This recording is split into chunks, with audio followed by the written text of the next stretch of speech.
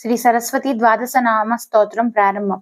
సరస్వతి త్వయం దృష్ట్యా వీణా పుస్తకధారిణి హంసవాహా సమాయుక్త విద్యాదానకరీ మమ.